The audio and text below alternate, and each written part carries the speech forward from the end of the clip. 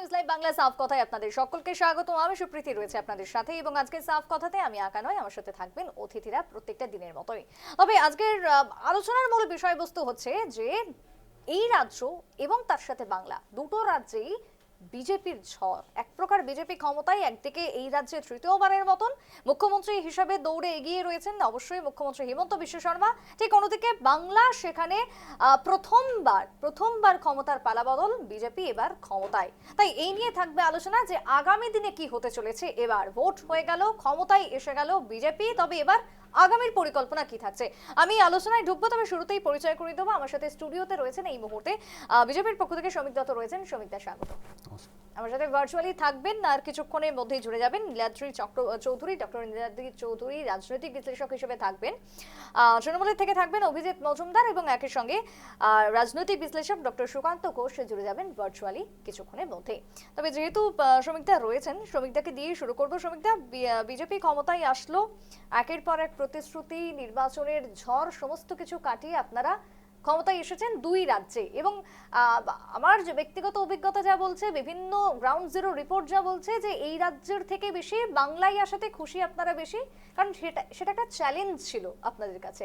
এবার পরবর্তীতে স্টেপ কি থাকছে?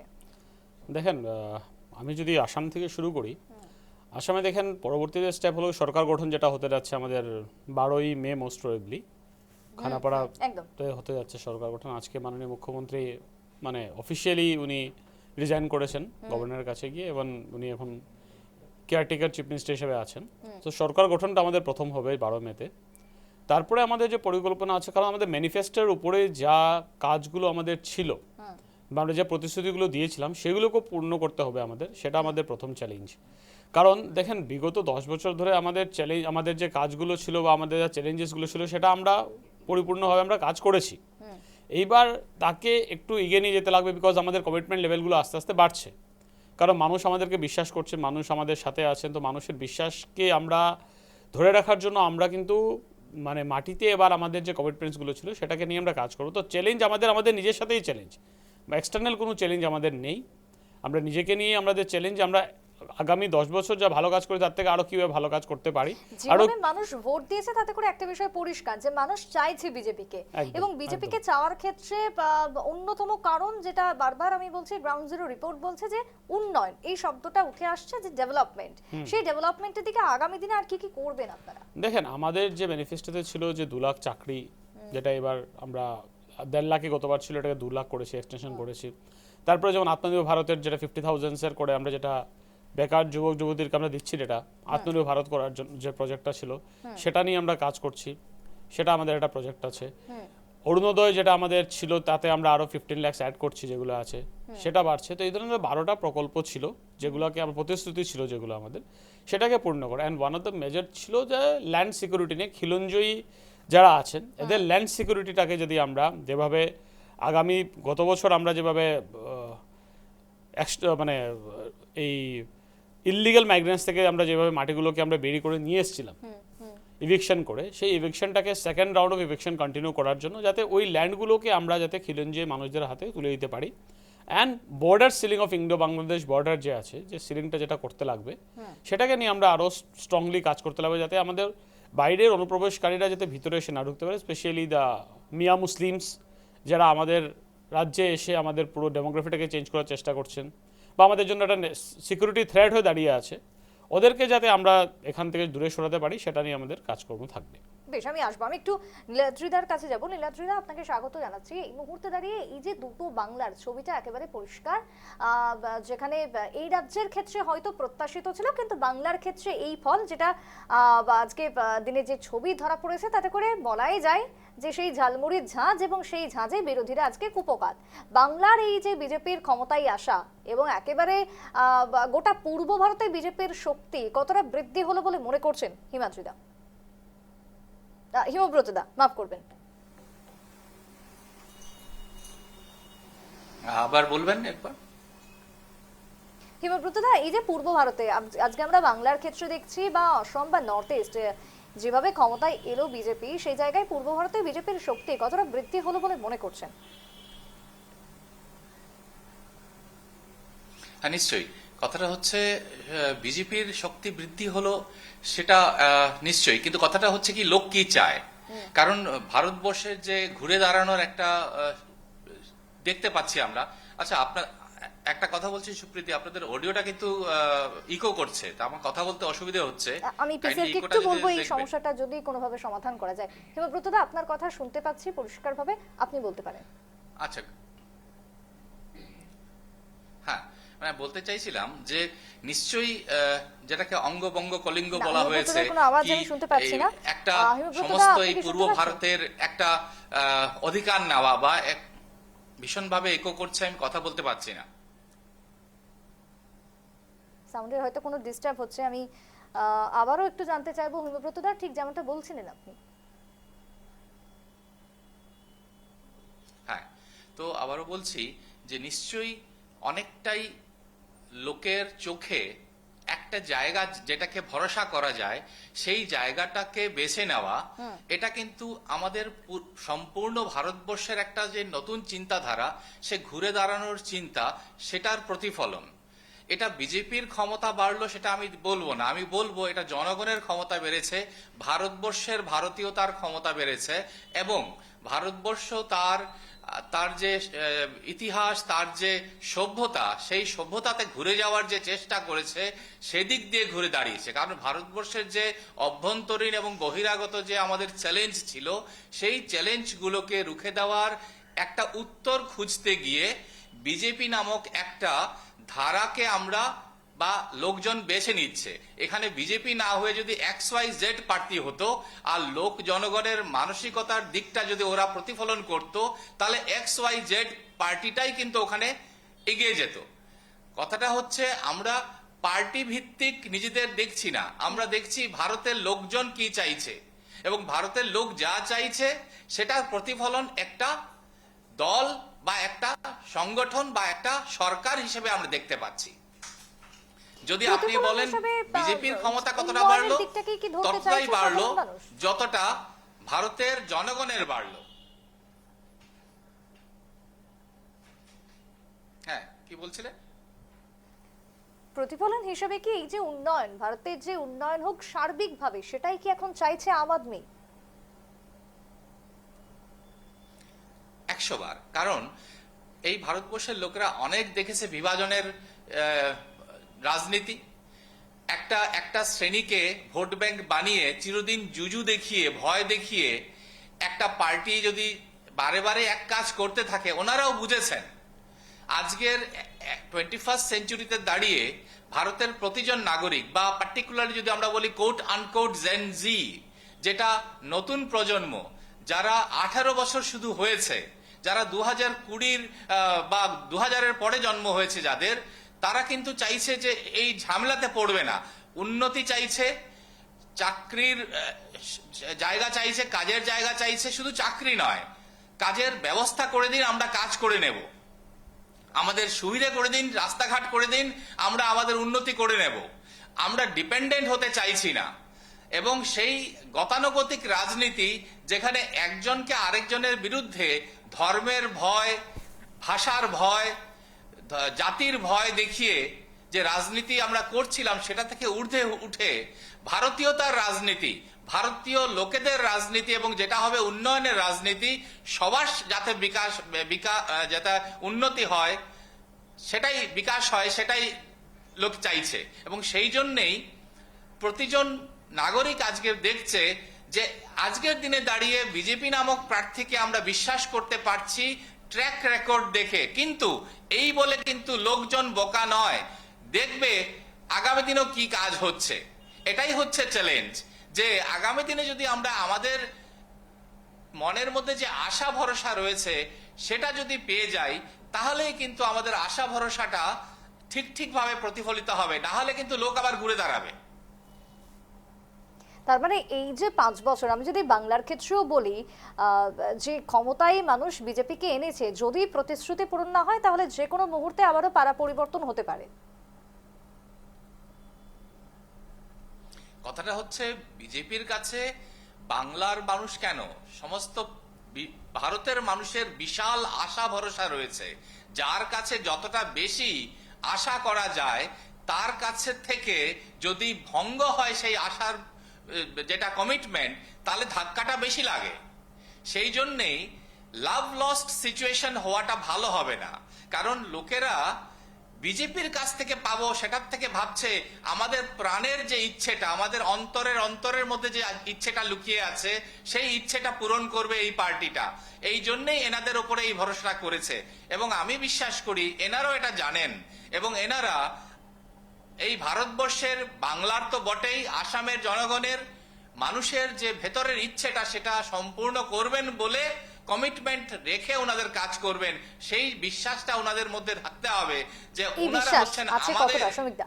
দেখেন প্রতিফলিত ছবি। বিশ্বাস দাদা সেটা বুঝতে হবে। যেগুলো বলছেন যে বিশ্বাস করবে জনগণ, বিশ্বাস করা উচিত বা বিশ্বাস রাখছেন আমাদের উপরে, তার জন্য অসংখ্য ধন্যবাদ যে বিশ্বাস আমাদের উপরে করছেন বলেই আমরা আজকের দিনে দাঁড়িয়ে আমরা এই কাজটা করতে পারছি। আর বিশ্বাসটা তখনই আসে যখন আমরা প্রতিফলিত করতে পারি আমাদের কমিটমেন্টগুলোকে। আমরা বিগত 2014 সাল থেকে নরেন্দ্র মোদী সরকার আসার পর থেকে 2026 সাল, প্রায় 12 বছর হতে চলছে, আমরা কিন্তু প্রত্যেকটা কাজ বা কমিটমেন্ট যা করেছিলাম, প্রত্যেকটা রাজ্যের বলুন, কেন্দ্রে বলুন, যেখানেই যা করেছিলাম, আমরা কিন্তু এই প্রত্যেকটা কমিটমেন্টগুলোকে আমরা ফুলফিল করেছি। তার জন্য কিন্তু বিশ্বাসটা তৈরি হয়েছে। কারণ এই কমিটমেন্টগুলো যদি ফুলফিল না হতো তাহলে কিন্তু বিশ্বাসটা তৈরি হতো না। যেটা দাদা বলছেন কথাটা, তো ঠিকই বলছেন যে বিশ্বাসটা আমাদের ধরে রাখা উচিত। আর তার জন্য কিন্তু আমাদের যারা লিডারশিপ আছেন ওরা কিন্তু 24/7 কাজ করেন। আজকে যদি আপনি দেখেন মাননীয় মুখ্যমন্ত্রী ডক্টর হেমন্ত বিশ্ব শর্মা কিন্তু রাত্রি 2-3 অবধি কাজ করেন। আমাদের মাননীয় প্রধানমন্ত্রী নরেন্দ্র মোদীজিও এইভাবেই কাজ করেন। কোনো ছুটি নেই ওদের জীবনে।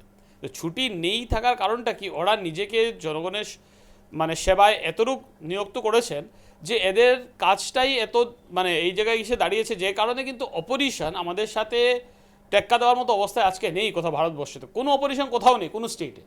কারণ ওদের লিডারশিপ ক্রাইসিসটা এইখানেই দাঁড়িয়েছে যে ওদের লিডারশিপস আর নট 24/7। আজকে একজন বলেছিলেন একজন বক্তা, আমি ঠিক নাম বলবো না ওনাকে, কংগ্রেসের একজন বক্তা ছিলেন, উনি একটা ন্যাশনাল মিডিয়াতে বলেছিলেন যে মোদিজির সাথে টক্কর দিতে গেলে 24/7 মোদিজি কাজ করে ওই লেভেলের কাজ না করলে কংগ্রেসের কেউ টক্কর দিতে পারবে না। আমি জাস্ট একটা এক্সাম্পল দিচ্ছি। তো আজকে আমাদের যে জনগণের যে আমাদের উপরে আস্থা বা বিশ্বাস করেছেন, আমাদের কিন্তু কাজের মাধ্যমেই করেছেন। আমরা কিন্তু যদি কমিটমেন্ট না করতে পারতাম, 2014 সালে যেসব কমিটমেন্ট আমরা করে এসেছিলাম প্রথমবার সরকারে, তখন যদি আমরা না করতে পারতাম তাহলে কিন্তু মানুষ আমাদেরকে আর বিশ্বাস করতো না। আসামের ক্ষেত্রেও সেম, আজকে তৃতীয়বার আসাম আমাদেরকে এইভাবে আশীর্বাদ করেছেন আসামের জনগণ আমাদের।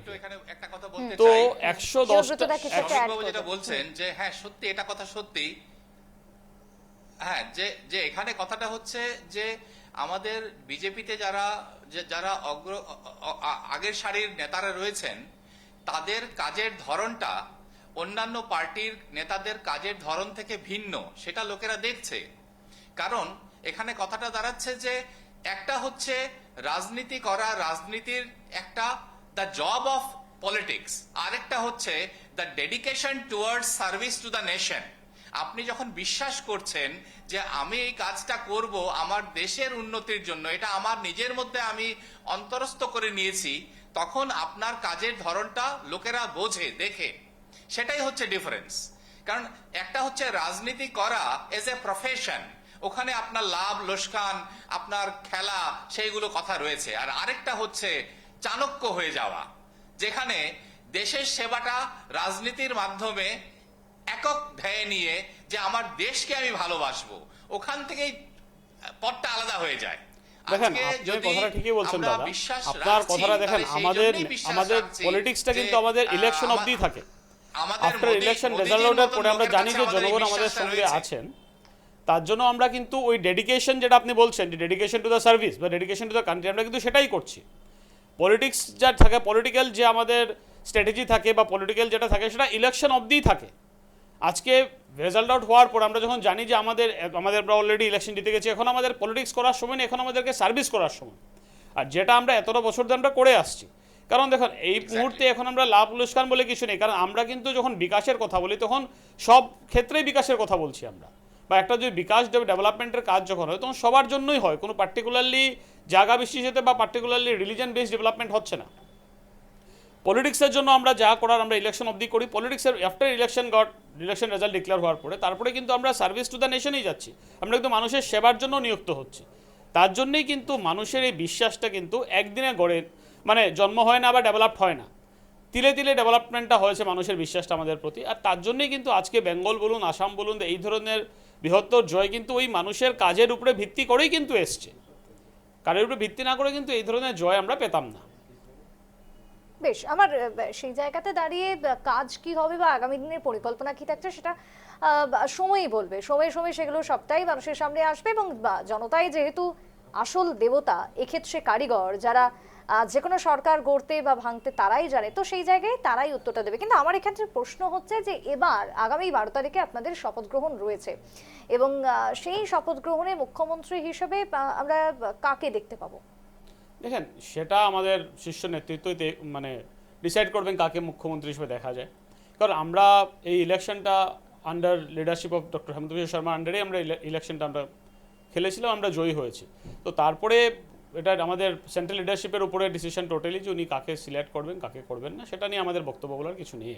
এই যে মন্ত্রিত্ব বন্টন, ইতিমধ্যে তো সেই নিয়েও তো একটা আলোচনা সমালোচনা চলছে, সেই জায়গাতে সেটা দেখেন কারা পেতে প্রত্যেক পারে? বছরই সেটা একটা মানে আলোচনার বিষয় হয়ে থাকে প্রত্যেকটা মিডিয়া চ্যানেলে, কারণ এটা একটা হট টপিক থাকেই, কারণ এটা স্বাভাবিক হওয়া ন্যাচারালি মিডিয়ার জন্য থাকে এটা। কিন্তু সেটা নিয়ে আমরা এত সংশয় করছি না যে কে হবেন কে না হবেন, কিন্তু যারাই হবেন তারা একজন দক্ষ বা পারদর্শিত নেতারাই হবেন, যারা নিজের এই মন্ত্রিত্ব পাওয়ার পরে যাতে এই সার্বিক উন্নয়ন করতে পারেন আসামের, তার জন্য ওদেরকেই এই পদটা দেওয়া হবে। আর আশা করি যে কমিটিতে যারা আমাদের এই মন্ত্রিত্বর লিস্টে যারা থাকবেন একদম মানে রিলায়েবল এবং রেসপন্সিবল লিডাররাই থাকবেন ওখানে। আমি একটু হিমব্রতদার কাছে যাব। হিমব্রতদা, মন্ত্রিত্ব পাওয়া থেকে শুরু করে মুখ্যমন্ত্রিত্বের দৌড়, যদি মুখ্যমন্ত্রিত্বের দৌড় বলে তাহলে হিমন্ত বিশ্ব শর্মাই রয়েছেন, এবং তিনি দ্বিতীয়বারের জন্য, অর্থাৎ হিমন্ত বিশ্ব শর্মা 2.0 শুরু হতে চলেছে রাজ্যের বুকে, সেটা একেবারে পরিষ্কার। কিন্তু সেই জায়গায় মন্ত্রিত্ব বন্টন, সেক্ষেত্রে কি কোনো চাপ থাকছে? আমার মনে হয় না, কারণ কথাটা হচ্ছে যে আজকে আসামে সেঞ্চুরির ওপর হয়েছে, পশ্চিমবঙ্গে ডাবল সেঞ্চুরির ওপর হয়ে গেছে, তাই বলে সবাই যে মন্ত্রী হয়ে যাবে সেটা কথা নয়।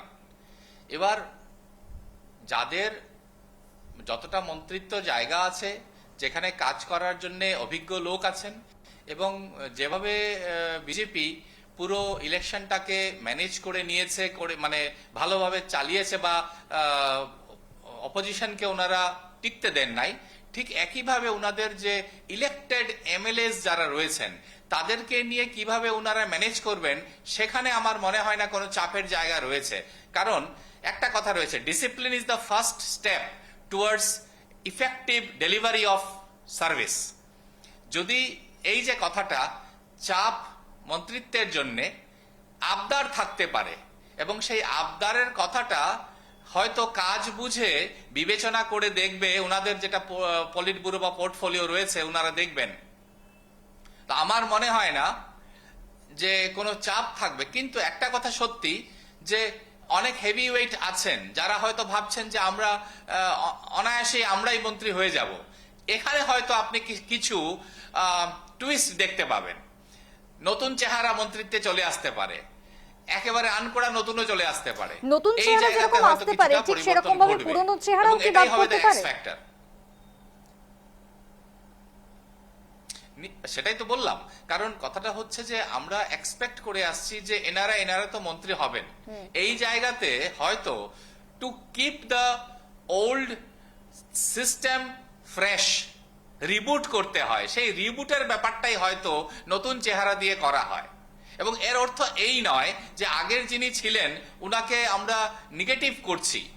It is a strategic step হবে বিজেপির জন্য, এবং এটা সুদূর প্রসারী হবে। কারণ লোকে কি চায়, লোকে চায় নতুন চেহারার কাছে নতুন কিছু আশা করে। যখন একটা চেনা জায়গা হয়, দেখেছি, তখন তার মূল্যায়নটা কিন্তু পেছনের কি করেছেন সেটার উপরেই হয়। বেশ, আমি আসবো। অর্থাৎ আগামী দিনে বিজেপির স্ট্র্যাটেজি কি হবে? একদম, আগামী দিনে বিজেপির স্ট্র্যাটেজি এবং মন্ত্রিত্ব বন্টন থেকে শুরু করে মুখ্যমন্ত্রীর চ্যালেঞ্জ কি আসতে চলেছে আগামী দিনে, ঠিক যেমনটা হিমব্রতদা বলছিলেন যে নতুন মুখ আসতে পারে, আবার পুরনো মুখ বাদ যেতে পারে, এমনটা সম্ভাবনা, নানান রকমের জল্পনা গুঞ্জন তো ছড়াচ্ছেই। তবে সেই জায়গাতে দাঁড়িয়ে মন্ত্রিত্ব নিয়ে চাপ এই কারণেই বললাম, কারণ আমরা যদি দেখি 126-এর মধ্যে এনডিএ 102, যদি একটু ভাগ ভাগ করি তাহলে বিজেপি 82, অন্যদিকে এজিপি 10, বিপিএফ 10, সেই জায়গাতে দাঁড়িয়ে বাড়তি কি কোনো চাপ মিত্র জোটের থেকে আসতে পারে বলে মনে হয় এই মুহূর্তে? না, সেটা মোটেই হওয়ার কথা না, কারণ আমরা মিত্রজোট নিয়ে আগেও সরকার চালিয়েছি, সেখানেও আমাদের কোনো চাপ হয়নি। এবারও আশা করি সেই ধরনের কোনো চাপ হবে না, কারণ দেখেন মিত্রজোটের সাথে আমাদের ভাব জিনিসটা খুবই, আন্ডারস্ট্যান্ডিংটা খুবই ক্লিয়ার অ্যান্ড কাট, তো তার জন্য সেখানে চাপ হওয়ার মতো কিছু পরিস্থিতি নেই আজকে। হিমব্রত দাও কি একমত?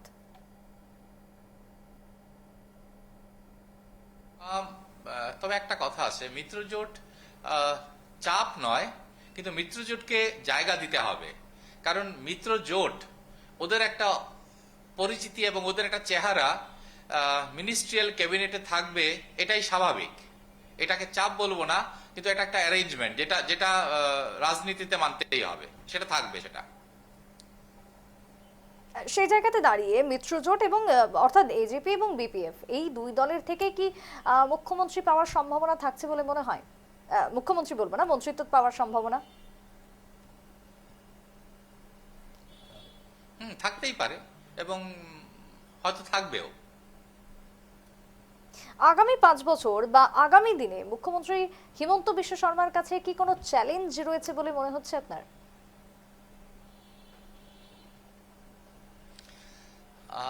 চ্যালেঞ্জ, প্রতিটা উন্নয়নের কাজ আমি বলবো একটা চ্যালেঞ্জ ঠিক নয়, কিন্তু একটা টার্গেট। কেমন কি এবং target? যদি একজন লোক সেই টার্গেটটাকে নিজের জন্য চ্যালেঞ্জ করে নেয়, তাহলে সেই কাজটা ভালোভাবে করতে পারেন। কারণ দু ধরনের ব্যাপার হয়, একটা হচ্ছে অন্য কেউ চ্যালেঞ্জ করলো আর আমি সেটার প্রতি উত্তর দেওয়ার চেষ্টা করলাম, সেটা নেগেটিভ হয়ে যায়। কিন্তু যদি সেটা আসামের উন্নতি হোক বা আসামের জনগণের উন্নতি হোক এবং পরিকাঠামো দিক হোক, শিক্ষার দিক হোক, স্বাস্থ্যের দিক হোক, বা আসামের অভ্যন্তরীণ সুরক্ষার দিক হোক, বা আসামের জনজাতি এবং খিলঞ্জিয়া সকলের ভূমি সংরক্ষণের দিক হোক, সে প্রতিটা দিকই যদি একটা নিজের মধ্যে থাকা একটা ধ্যায় হয়, তাহলে সেটাই চ্যালেঞ্জ। এবং সেই চ্যালেঞ্জটাকে আমার মনে হয় উনি খুব ভালোভাবেই গ্রহণ করেছেন এবং আগামী দিনে উনি সেটা নিয়ে এগিয়ে যাবেন। উনার চ্যালেঞ্জটা উনাকে কাজ করতে বাধ্য করবে। আমি যতটুকু বুঝি, এটা অন্য কেউ চ্যালেঞ্জ দিয়েছে বলে উনি উত্তর দিচ্ছেন সেটা হবে না। উনার চ্যালেঞ্জটাই উনাকে ঘুমোতে দেবে না এবং উনি এগিয়ে যাবেন, সেটা আমার মনে হয় সেটাই উনার কাজের স্টাইল। আমি একটু শ্রমিকদের কাছেও যাব। শ্রমিকদা, এই যে চ্যালেঞ্জের বিষয় যখন উঠে আসছে, নানান রকম দিক থেকে তো চ্যালেঞ্জ আসতেই পারে। একদিকে হচ্ছে ডেভেলপমেন্ট, সেটা কিভাবে কখন কত দ্রুত পূরণ করবেন, এবং অন্যদিকে দাঁড়িয়ে অবশ্যই আসছে মন্ত্রিত্ব বন্টন, কাকে কাকে দেওয়া হবে, কাকে বাদ দেওয়া হবে, অনেক কাটছাট হবে সেক্ষেত্রে। দেখেন, চ্যালেঞ্জ যদি কোনো সরকারের না থাকে, সরকার আসার পরে, তাহলে কাজ করে কি মজাটা কোথায়? চ্যালেঞ্জ থাকলেই কাজ করতে মজা হয়। কারণ দেখেন, চ্যালেঞ্জ আজকে আমাদের কাছে যেসব চ্যালেঞ্জ, আমি তো আপনাকে আগেই বলেছি যে চ্যালেঞ্জটা কিন্তু আমাদের নিজের কাছেই নিজস্ব চ্যালেঞ্জ আমাদের, যে আমরা লাস্ট টার্মে যত ভালো কাজ করি তার থেকে আরও ভালো কাজ আমরা কীভাবে করতে পারি। এবার স্বাস্থ্যের দিকে বলুন, শিক্ষার দিকে বলুন, ইন্ডাস্ট্রিয়াল ডেভেলপমেন্ট বলুন, বা ইকোনমিক্যাল গ্রোথ সেকশনেই পার্টি জান যে আজকে আমাদের আসাম একটা one of the 5th growth স্টেটের মধ্যে দাঁড়িয়ে আছে।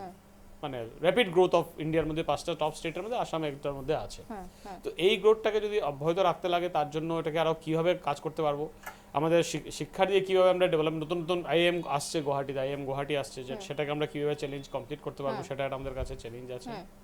শিক্ষার দিকে আমাদের প্রত্যেকটা ডিস্ট্রিক্টে মেডিকেল কলেজেস আছে, তাতে এই মেডিকেল কলেজগুলোকে কীভাবে আমরা উন্নতি করতে পারি, আমরা আরও কীভাবে আধুনিকতা করা যেতে পারে, ওখানে কীভাবে ভালো ভালো ডাক্তার আনা যায়, সেটা একটা চ্যালেঞ্জ আমাদের কাছে আছে।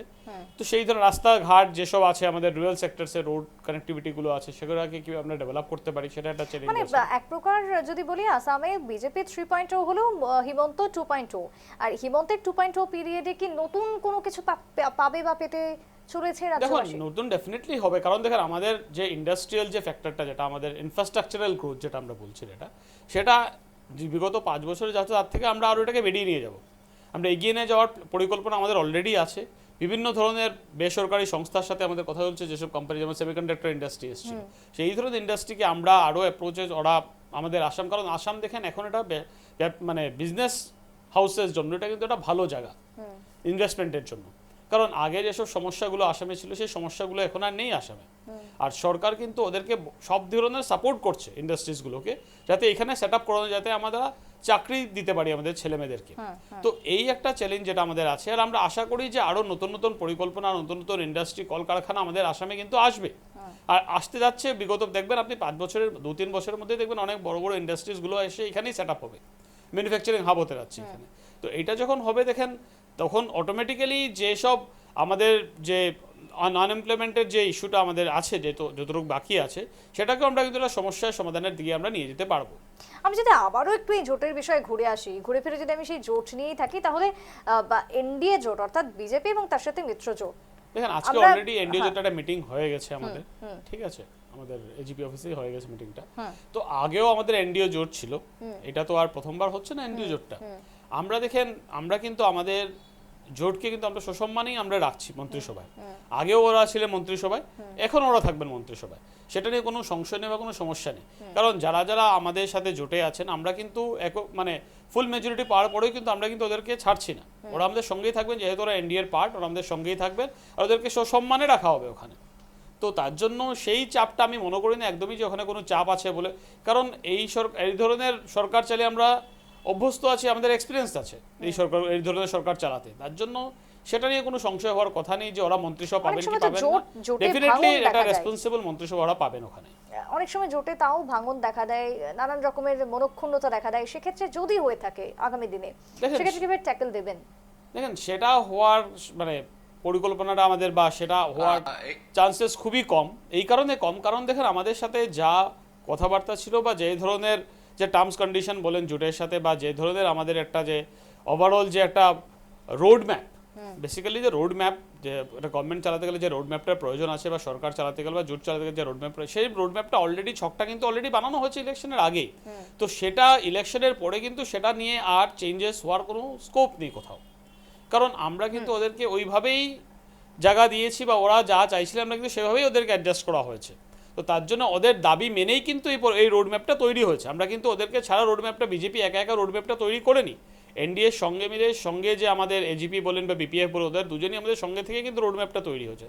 তার জন্য সেটাতে ফাটল ধরা বা সেটাকে ডাইভার্ট হয়ে যাওয়া, সেটাই মনে করি না এটা কোনো ধরনের কোনো স্কোপ আছে বলে এই পরিস্থিতি এই মুহূর্তে। আমি একটু হিমব্রতদার কাছেও যাব। হিমব্রতদা, মানে আগামী দিনে খুব একটা কোনো চ্যালেঞ্জেস থাকছে না, যদিও চ্যালেঞ্জ থাকাটা ভালো বলে শ্রমিকদা মনে করছেন, তবে এই কাজটা আরো ভালোভাবে হবে।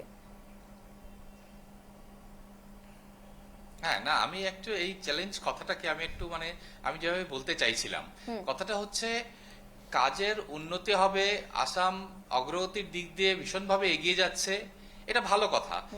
এই যে কাজগুলো যেগুলো হবে, এগুলো হচ্ছে এফিসিয়েন্সি।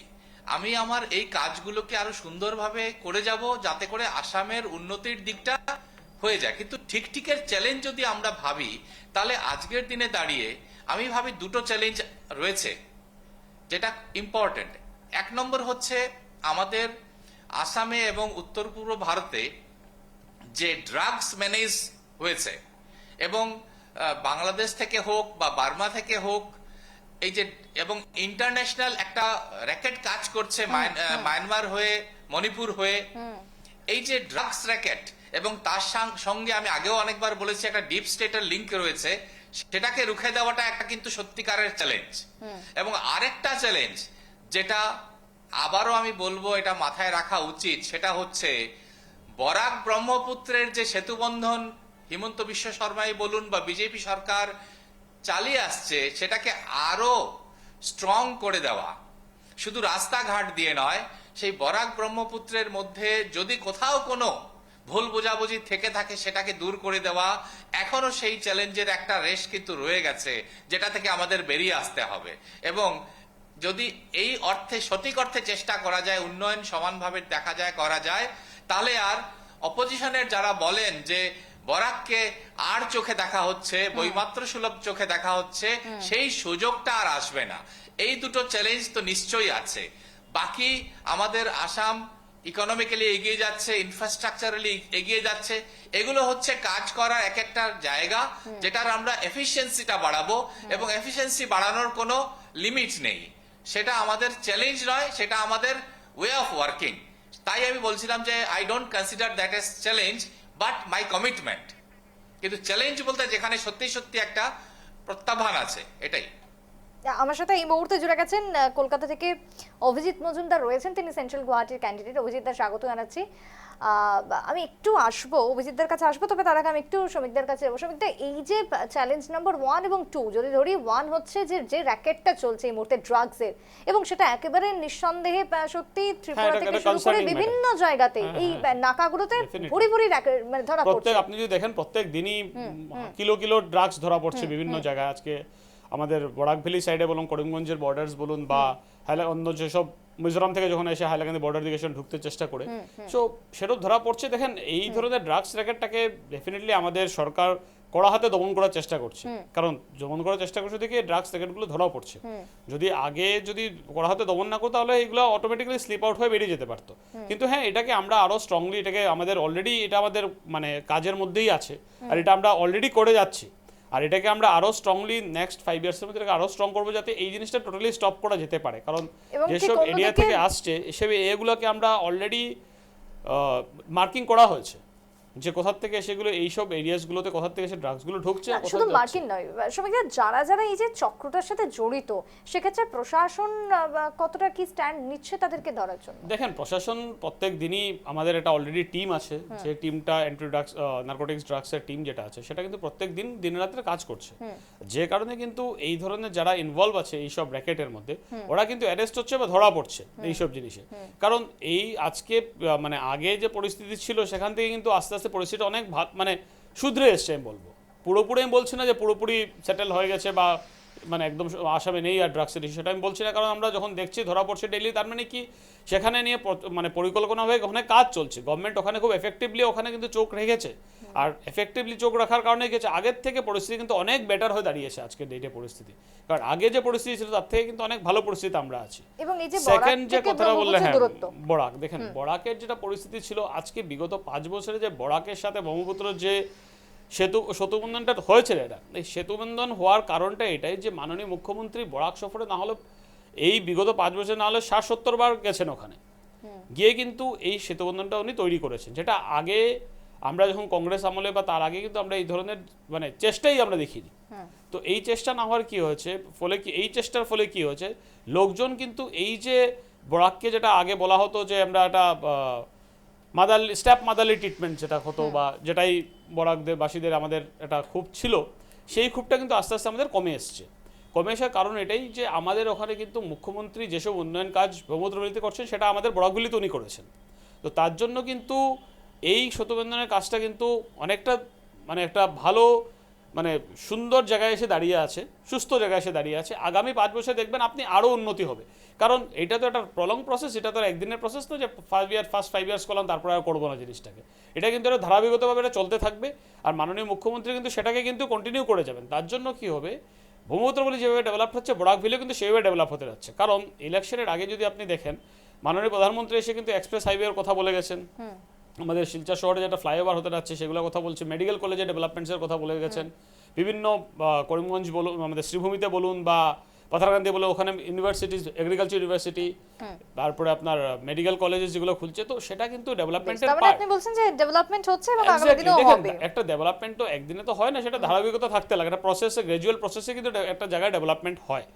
আজকে আপনি গুয়াহাটি বলুন, ব্রহ্মপুত্র বলুন, একদিনে কিন্তু কোথাও ডেভেলপমেন্ট হয়নি, এটা ধারাবাহিকতা প্রসেসে কিন্তু। এবং আমরা সেটা আশা রাখছি যে আগামী দিনে বিজেপি সেই সমস্ত ডেভেলপমেন্ট চ্যালেঞ্জ, আজকে যে মিনি সেক্রেটারি যেটা হয়েছে আমাদের শ্রীকুনাতে, মিনি সেক্রেটারি যেটা হয়েছে, সেটা হওয়ার কারণ এটাই যাতে মানে আমাদের যে ব্রিজটা ছিল, ব্রিজটা আরো মানে গ্যাপটা আরো ক্লোজ হয়ে আনতে পারি আমরা। কারণ যেখানের জন্য আজকে যেসব কাজ করার জন্য সেক্রেটারি আসতে লাগতো, আমাদের যারা এইসব রিলেটেড ওয়ার্কসে যারা ছিল, আজকে সব ধরনের বিল বলুন বা অন্য কোনো কাজ করবে বলুন, সেটা কিন্তু ওদের এখন আর এত কষ্ট করে গুয়াহাটি আসতে প্রয়োজন নেই। সেটা কিন্তু বরাকভ্যালি, আমাদের শিলচর বসেই কিন্তু বা বরাকভ্যালিতে থেকেই কিন্তু মিনি সেক্রেটারি থেকে এইসব কাজগুলো হয়ে যাবে। তো সেটা কিন্তু একটা সেতুবন্ধনের কাজের মধ্যেই এইসব জিনিসগুলো পড়ছে। বেশ, আমি আসামের বিষয় নিয়ে তো ছিলাম, এবার একটু বাংলার দিকে যাব, কারণ আমি জুড়ে দেব একবার। আমি বলতে চাইবো এখানে যে ব্যাপারটা হচ্ছে যে নিশ্চয়ই সেতুবন্ধন হচ্ছে, সেই মেলটা বাড়ছে, কিন্তু আজকেও আমরা দেখতে পাচ্ছি যে আমাদের মহাসড়ক আজকেও শেষ মানে কাজ কমপ্লিট হয়নি। আজকেও আমাদের এখানের ক্রিটিক্যাল রোগীরা গুয়াহাটি ছুটে যেতে হচ্ছে চিকিৎসার জন্য। আজকেও বরাকের মধ্যে যে উন্নয়নের ধারাটা অনেকটাই পিছিয়ে, আমি তো বলবো প্রায় সম্পূর্ণ দেশ থেকে তো 60-70 বছর পিছিয়ে, আসাম থেকে বরাক হয়তো 20-30 বছর পিছিয়ে। নিশ্চয়ই কাজ হচ্ছে, কিন্তু যে বিশ্বাসটা জনগণ রাখছেন সেই বিশ্বাসটার উপরে যে আরো মোহর পড়িয়ে দেওয়া, সেটাই হচ্ছে বরাক ব্রহ্মপুত্রের সেতু বন্ধনটাকে শুধু সেই কিছু মানে স্ট্রাকচারাল কাজ দিয়ে নয়, বরঞ্চ যেটা effectively benefiting the human life, যখন মানব জীবনটাকে ছুতে পারবো আমরা, যখন একটা লোক এখান থেকে চিকিৎসার জন্য রাস্তার জন্য যেতে পারছে না, রেল লাইন বন্ধ হয়ে যাচ্ছে, এই যে আমরা alternative rail line, alternative road, এগুলো যত তাড়াতাড়ি আমাদের হবে তত তাড়াতাড়ি মানুষ তার মেলবন্ধন এবং সংযোগটা খুঁজে নেবে, কারণ এখনো আমরা সেই জায়গাতে আটকে যাচ্ছি। বেশ, তার মানে আরো অনেক কিছু ডেভেলপ করতে হবে, আরো অনেক কিছু মানুষের দাবি আছে, মানে চাহিদা এক প্রকার বলা যায় যে সেই চাহিদা এবং প্রত্যাশা পূরণ করতে হবে এবং সেই লক্ষ্য দিকে এগোতে হবে বিজেপি। চলে যাবো আলোচনার মধ্যে, যদিও এবার আলোচনায় আমরা একটু বাংলার প্রসঙ্গে ঢুকবো। বাংলা থেকে আমার সাথে অভিজিৎ দাস জুড়ে গেছে এবং সুকান্ত ঘোষ, ডক্টর সুকান্ত ঘোষ রাজনৈতিক বিশ্লেষক হিসেবে তিনিও জুড়ে যাবেন আর কিছুক্ষণের মধ্যে। সুকান্তদা নেই, তবে আমি একটু অভিজিৎদার কাছে যাব। অভিজিৎদা, এই যে তৃণমূলের আজকে বিরাট বড় মাপের যে পরাজয়টা আমরা দেখতে পেলাম বাংলাতে, যদিও অসমে একটি আসন আপনারা জিতেছেন, সেক্ষেত্রে অনেকেই দাবি করছে যে সেটা ক্যান্ডিডেটের জয়, নট দেন দলের। এটা কি আপনারা মানছেন? একজন ক্যান্ডিডেট সব জায়গা থেকে বহিষ্কৃত হওয়ার পরে তারপরে তৃণমূলের টিকিটে দাঁড়িয়েছিল, একদম লাস্ট ডেতে কেউ নমিনেশনের আগের দিনে দাঁড়িয়ে সে তৃণমূলের জন্য যেতে, এটা তো কেউই মেনে নেবে না। আর যে ক্যান্ডিডেট ছিল আপনারা জানেন যে চরের ক্যান্ডিডেট, চরের এরিয়ায় ওনার একটা আধিপত্য প্রথম থেকেই আছে, কারণ হচ্ছে উনি শুধু ওই এরিয়ার ডেভেলপমেন্টের কথাই চিন্তা করে সারা আসামে, যার জন্য উনি নিজের করিশ্মায় জিতেছে। না, এই যে একজন ক্যান্ডিডেট হলেও সে জিতেছে, এরপরে অসমে আপনাদের ভাবনা বা পরিকল্পনা কি রয়েছে? দেখুন, আজকের ডেটে পরিকল্পনা তখনই হবে যখন নাকি পশ্চিমবঙ্গে একটা স্থিতি আসবে। আজকে আপনি দেখছেন যে পশ্চিমবঙ্গে কি টাইপের অবস্থা হয়ে আছে, তো আগে পশ্চিমবঙ্গের ডিসিশনটা নিই, তারপরে আসাম নিয়ে ভাবা হবে। বেশ, পশ্চিমবঙ্গেরই যদি ডিসিশন নিতে হয়, অভিজিৎদা, আজকেও আমরা দেখলাম কালীঘাটের বাড়িতে বৈঠক করলেন মমতা বন্দ্যোপাধ্যায় এবং সেখান থেকে বেশ কিছু বক্তব্য তার উঠে এসেছে এবং যার মধ্যে প্রথম, তিনি গতকালকেও জানিয়েছিলেন, আজকেও তিনি স্টিক রয়েছেন যে ইস্তফা দেবেন না।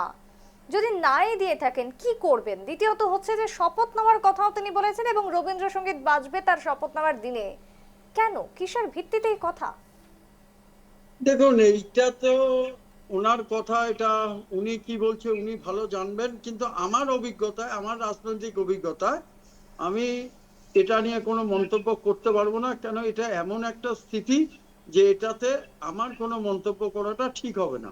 কিন্তু আমার যদি পার্সোনাল মন্তব্য আপনারা খোঁজেন, তাহলে আমি বলতে পারি যে একটা ইলেক্টেড গভর্নমেন্ট, যেখানে জনগণ ভোট দিয়ে কাউকে জিতিয়েছে, যদি তোমার কোনো বক্তব্য থাকে সেটা তুমি কোর্টে যেতে পারো, তুমি তার এগেনস্টে কোর্ট থেকে সুপ্রিম কোর্ট খোলা আছে, হাইকোর্ট খোলা আছে, ওখানে গিয়ে তুমি করতে পারো, কিন্তু গণতন্ত্র যেটা অধিকার, যেটা সাংবিধানিক অধিকার, সেটা তো মেনে নিতেই লাগবে।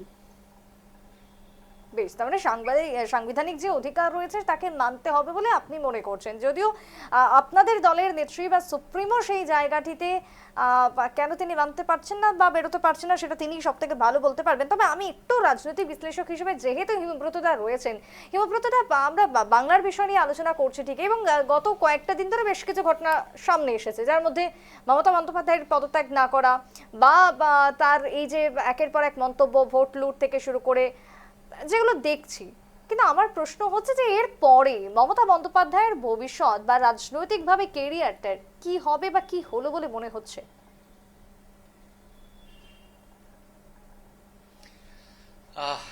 একটা কথা পরিষ্কার, যখন কোনো রাজনৈতিক দল সেই একই ভুল করে চলে যেটা কংগ্রেস করেছে,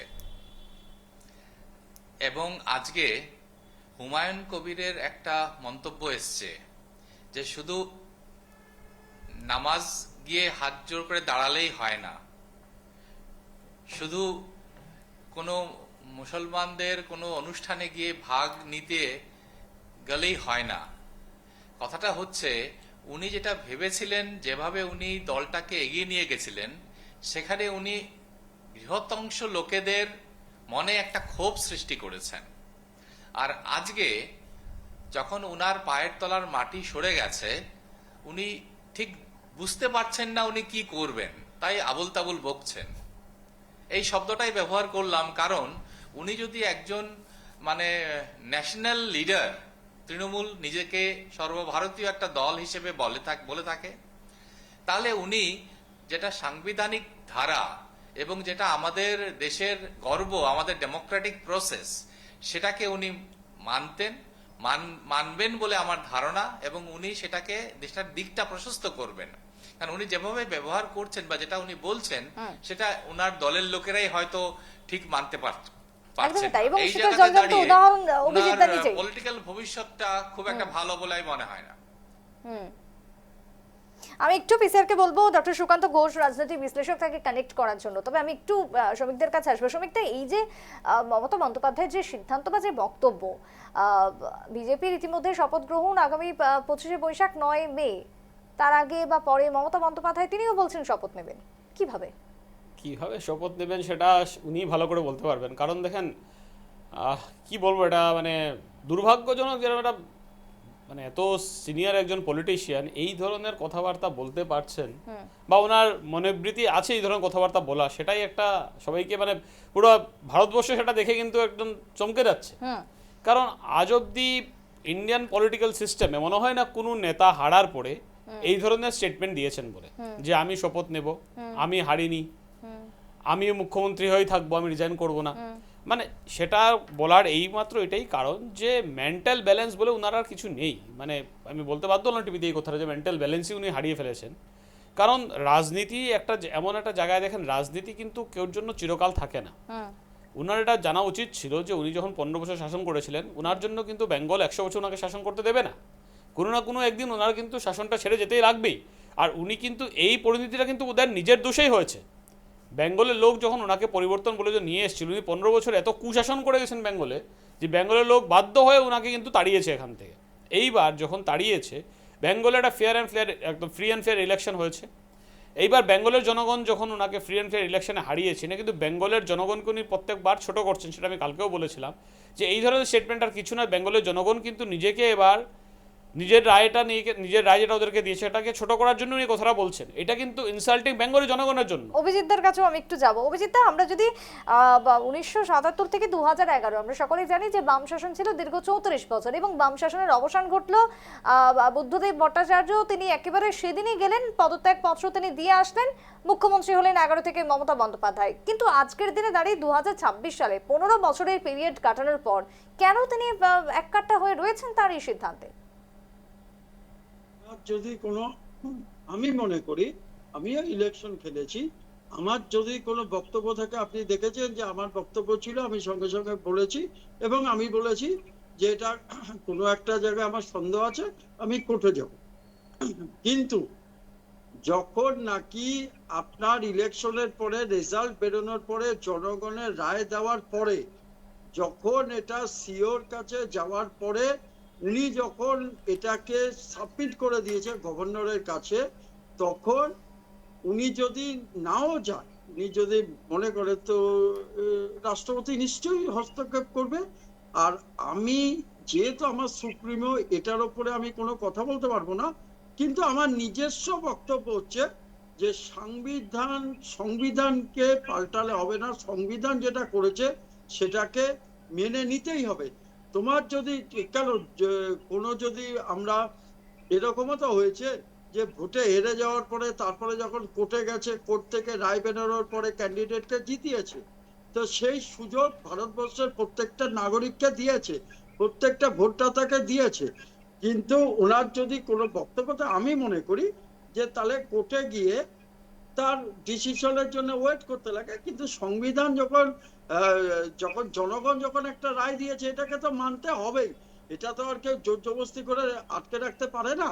তাহলে তো অভিজিৎ, আরো একটা ভারতবর্ষ বিষয় যে এই যে তার পরাজয়ের পর আমরা দেখেছি সোনিয়া গান্ধী থেকে শুরু করে রাহুল গান্ধী থেকে শুরু করে ইন্ডিয়া জোটের অনেকেই ফোন করেছেন, আজকে অখিলেশ যাদব তিনি নিজেও গেলেন, দেখা করলেন। কোথাও গিয়ে আগামী দিনে কি তাহলে অন্য কোনো রূপে আপনাদের নেত্রী আসতে চলেছেন? না, এটা তো অন্য কোনো রূপের কথা না। দেখুন, প্রত্যেকের একটা গণতান্ত্রিক অধিকার আছে। আর যদি সবাই মিলে ইন্ডিয়া জোট ঠিক করে যে হ্যাঁ আমাদের নেত্রী হবে মমতা ব্যানার্জি, উনি হয়তো ভবিষ্যতে লিড দেবে, ভারতকে নতুন মুখ দেখাবে, কিন্তু তার জন্যে যেটা দরকার সেটা হচ্ছে যে জেদাজেদি করে কোনো কিছু হয় না। স্যাক্রিফাইস সবসময় মানুষকে দরকার। কেউ যদি স্যাক্রিফাইস করে তার প্রতিদান জনগণ দেবেই। তো এই ক্ষেত্রে যেটা হচ্ছে, উনি যখন যখন ম্যান্ডেট পায়নি, যখন এটা মেনে নিয়েছে নির্বাচন কমিশন, তো এটাকে নিশ্চয়ই, এটা তো হবেই। উনি যদি থাকতেও চায় তাও হবে না। এটা তো জনগণ যখন রায় দিয়েছে সেই রায়টা মানতেই হবে, নাহলে তো ভারতবর্ষে সংবিধানটাই চেঞ্জ হয়ে যাবে। কোনো মিনিস্ট্রি তো আর গুন্ডাগার্দি করে হয় না, মিনিস্ট্রি জনগণের রায়ের ওপর হয়, সংবিধান মেনে হয়। তো সংবিধানে যেটা লেখা আছে তার উপরেই হবে। হয়তো দুদিনের জন্য রাষ্ট্রপতি শাসন হবে, তারপরে যে ম্যান্ডেট পেয়েছে তাকে দেবে। এটাই সিস্টেম। এখন সিস্টেমের বাইরে কেউই পারে না, যত বড়ই সুপ্রিমো হোক। আমার কাছে কিন্তু, আপনাকে বলছি পার্সোনালি যদি আমার ভিউ নেয়, আমার কাছে ম্যাটারটা ভালো লাগছে। আমি একটু হেমব্রতদার কাছে যাবো। হিমব্রতদা, এই যে ছবিটা আজকে দেখছি আমরা, সেখানে দাঁড়িয়ে আমি আসবো হিমব্রতদা। সুকান্তদা এই মুহূর্তে আমার সাথে জুড়ে গেছেন। সুকান্তদা, অনেকক্ষণ ধরেই আমরা আলোচনায় রয়েছি। এই যে মমতা বন্দ্যোপাধ্যায়ের যে ছবিটা আমরা দেখতে পাচ্ছি, সাম্প্রতিককালে বেশ কিছু তার বক্তব্য সামনে এসেছে, তার পদত্যাগ না করা, ইস্তফা না দেওয়া, বা বাংলা না থাকুক, দিল্লি যাওয়ার বক্তব্য, শপথ নেওয়ার বক্তব্য, নানান রকমের কথা ঘুরপাক খাচ্ছে ইতিমধ্যে। আগামী দিনে মমতা বন্দ্যোপাধ্যায়ের কি হবে বা কি হতে চলেছে, কোন ভূমিকায় তাকে আর দেখতে পাবো? হেরে যাওয়ার পর তারপর তিনি যদি পদত্যাগ না করেন, সেটা তার নৈতিকতার দিক থেকে কোনো জায়গায় একটা বার্তা তো যায়। কারণ আমরা জানি যে বুদ্ধদেব বাবু 2011 সালে যখন ক্ষমতা থেকে চলে গিয়েছিলেন, তারপর তিনি কিন্তু মানে সটান রাজভবনে গিয়ে তিনি কিন্তু তার মানে রেজিগনেশন দিয়েছিলেন। এবার সেই সংসদীয় গণতন্ত্রের যে রীতিনীতি, সেটাকে না মেনে যদি কেউ চায় যে আমি আমার মতো করে চলবো, এভাবে তো জনগণ অলরেডি রায় দিয়ে দিয়েছে। এবার জনগণের ম্যান্ডেটকে সকলে মেনেছে আজ পর্যন্ত, কি এই রাজনৈতিক সংস্কৃতি আমরা দেখিনি। এবার তার দলের নেতা নেত্রীরাই বলছেন অনেকে, এবং যুব নেতারাও বলছে যে অভিষেক বন্দ্যোপাধ্যায় যেভাবে তৃণমূল কংগ্রেসকে কর্পোরেট হাউসে পরিণত করেছে, তারপর তো তার মানে কোনো জায়গা থাকে না যেখানে মূলত তৃণমূল কংগ্রেসকে যারা দাঁড় করিয়েছিল তাদেরকে সরিয়ে দিয়েছে। সুতরাং একটা কর্পোরেট হাউস যেভাবে চলার চলবে। এবার দ্বিতীয় কথা কেন বলছি, কারণ এটা মানতে হবে যে এটা শুধু অ্যান্টি ইনকামবেন্সি ফ্যাক্টর না, পাহাড় সম দুর্নীতি সুপ্রীতি। এবং সেখানে আমরা সন্দীপ ঘোষকে দেখেছিলাম আরজি করে তাকে প্রমোশন দেওয়া হয়। তাহলে এগুলো ঔদ্ধত্য ছাড়া কিছু নয়। গুড গভর্নেন্স ছেড়ে দিলাম। এবার ইন্ডিয়া জোটের যে ভবিষ্যৎ, সেটা তো ভবিষ্যৎ বলবে। কিন্তু ইন্ডিয়া জোটের অখিলেশ যাদব, কেজরিওয়াল, এরা, রাহুল গান্ধী, প্রদেশ কংগ্রেস একরকম কথা বলছে এবং কেন্দ্রীয় কংগ্রেস একরকম ভাবে কথা বলে সারা জীবন। এবং রাহুল গান্ধী সমর্থন করেছেন যে হ্যাঁ ইভিএম এ এই হয়েছে, ইভিএম এ চার ছিল না, এই ছিল না। এবার ঘটনা হচ্ছে যে যারা জনগণের দ্বারা মূলত মানে কি বলবো, একদিকে কেজরিওয়াল বলো, একদিকে অখিলেশ যাদব বলো, যারা জনগণের ম্যান্ডেটই পায়নি, তাদেরকে নিয়ে ইন্ডিয়া জোট যেদিকে যাবার সেদিকেই যাবে। তবে হ্যাঁ, বিরোধী নেতা হিসেবে বা নেত্রী হিসেবে মমতা বন্দ্যোপাধ্যায় কিন্তু একটা দারুণ জায়গা করে নিয়েছিলেন। কারণ মোটামুটি এটা ভাবতে হবে যে বিজেপি বিরোধী নেতৃত্ব দেওয়ার ক্ষেত্রে মমতা বন্দ্যোপাধ্যায়ের একটা আলাদা জায়গা রয়েছে। কিন্তু তুমি নিজে যখন একটা জনগণের ম্যান্ডেট মেনে নিচ্ছ না, তখন ইন্ডিয়া জোটের ভবিষ্যৎ কি হতে পারে? যেই জোটের কোনো নৈতিকতা নেই, যার নৈতিকতার ধার তো ধারতে হবে, তোমাকে মেনে নিয়ে তুমি রেজিগনেশন দিয়ে তারপর তুমি কোর্টে যেতেই পারো। তাহলে সুপ্রীতি এই রাজনৈতিক আবহে তৃণমূল কংগ্রেস তাকে তার আবার সাংগঠনিক রদবদল করতে হবে এবং তাদের আরো বেশি করে দেখতে হবে যে একটা কর্পোরেট আইপ্যাকের মাধ্যমে একটা দল পরিচালিত হলে, এবং তার ভাইপো অভিষেক বন্দ্যোপাধ্যায় যেভাবে দলটাকে পরিচালনা করেছে, আর প্রচুর যারা জনপ্রতিনিধি এবং যারা যুব নেতা তারা তার বিরুদ্ধে বলছে। এবার দেখো, হিটলারের মতো তো সবসময় কায়দায় রাজনীতি চলে না। আমি সুকান্তদা, যেহেতু আইপ্যাকের কথাটাই আপনি তুললেন, সে জায়গাতে একটা বিষয় বলতেই হয়, এই যে আজকে অখিলেশ যাদবের আসা, সেক্ষেত্রে কিন্তু আইপ্যাকেরও একটা কোথাও গিয়ে লিঙ্ক উঠে আসছে। তার কারণ আমরা জানি যে 29-এ ভোট রয়েছে, আর অখিলেশ যাদব আইপ্যাককে কোথাও গিয়ে একটা কাজে লাগানোর চেষ্টার কথা ভেবেছিলেন বা চুক্তিও করেছিলেন, যেমনটা শোনা যায়। তাহলে কি সেই চুক্তিও কোথাও গিয়ে ভঙ্গ করতে পারেন এবার, যেহেতু এবার বঙ্গে আর জয় এলো না মমতার? আইপ্যাক তো একটা ভোট কৌশলী সংস্থা, এবার সেই সংস্থার মধ্যে দুর্নীতি প্রবেশ করেছে, এবার সেটার বহু কর্তা ব্যক্তিরা গ্রেপ্তার। তাহলে ওপর থেকে তারা আর কি ভোট কৌশল দেবেন বা কি সহযোগিতা অখিলেশ যাদবের পার্টিকে করতে পারে?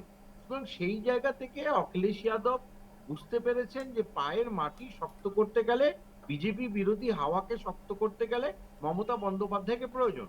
আর মমতা বন্দ্যোপাধ্যায় যতটা না পরিবর্তন তিনি এনেছিলেন, তার থেকে বেশি বামফ্রন্টের বিরুদ্ধে মানুষ ভোট দিয়েছিল বলেই তিনি এসেছিলেন।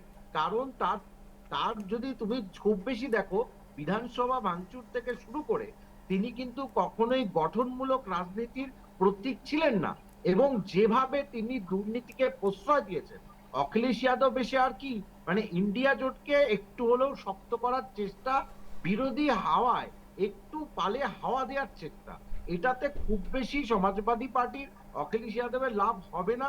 কারণ মূলত দেখা গেছে যে উত্তরপ্রদেশ আগের যে ব্যবস্থা অব্যবস্থা ছিল, যে গুন্ডারাজ ছিল, সেখান থেকে মুক্তি পেয়েছে, এই নিয়ে কোনো সন্দেহ নেই। সুতরাং তৃণমূল কংগ্রেসের মমতা বন্দ্যোপাধ্যায় এখন চেষ্টা করবেন ইন্ট্রোস্পেক্ট করার সময়, কিন্তু সে ইন্ট্রোস্পেক্ট না করে তিনি ইভিএম এবং নির্বাচন কমিশনের নামে গালমন্দ করছেন, যেটা হয়ে থাকে, যেটা স্বভাবসিদ্ধ ভঙ্গিতে প্রতিটা বিরোধীরাই করে থাকেন, দায় ঠালিয়ে ইভিএম এর দিকে। একেবারে শেষ প্রশ্ন সুকান্ত দা, যে এই যে ছবিটা আজকে আমরা দেখতে পাচ্ছি, তাতে কি আগামী দিনে তৃণমূলের আর কোনো অস্তিত্ব থাকবে?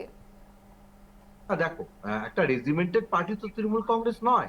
এবার তৃণমূল কংগ্রেসে ইতিমধ্যেই কিন্তু মানে ঘর ভাঙার আওয়াজ শোনা যাচ্ছে, এবং বিভিন্ন ক্ষেত্রে কিন্তু পালাবদল, এবং শুভেন্দু অধিকারী কিন্তু বক্তব্য রেখেছেন যে তৃণমূল কংগ্রেস ছাড়া সব দলকেই তিনি ডাকতে দেবেন। এবার এই ঘর ভাঙা বিজেপিও খুব ভালো জানে। সুতরাং এটাতে যদি দেখা যায় যে পরবর্তীকালে এখন নেবে না বিজেপি বলছে, পরে এমএলএরা চলে আসে, আদৌ কতজন থাকতে পারে? তবে হ্যাঁ, মুসলিম যারা জনপ্রতিনিধি রয়েছেন তারা হয়তো থেকে যেতে পারেন তৃণমূল কংগ্রেস। আবারও বলছি, জবে থেকে অভিষেক বন্দ্যোপাধ্যায় কর্পোরেট ধাস দিয়েছেন, সেই দলটির ভঙ্গুর হয়ে উঠেছে, সেটা এখনো অব্দি বেঁচে থাকা খুব কঠিন। এখন বলতে পারো আইসিইউতে আছে। বেশ, একেবারে তাই। ধন্যবাদ সুকান্ত দা। আমি আমাদের আলোচনাও শেষ করতে হবে এখানে, কারণ সময় একেবারে শেষের দিকে। তাই আগামী দিনের রাজনীতির অঙ্গীকার বা রাজনীতি কোন দিকে এগোতে চলেছে সেটা সময়ই বলবে। অসম হোক বা বাংলা, দুই রাজ্যেই বিজেপির জয় জয়কার। তবে আগামী দিনের পরিকল্পনা, রূপনীতি এবং তার সাথে রূপরেখা কি হতে চলেছে সেটা সময়ই বলবে। শেষ করবো আজকের আলোচনা। আমি প্রত্যেকেই জানাচ্ছি ধন্যবাদ আমার সঙ্গে এতক্ষণ থাকার জন্য। শেষ করছি।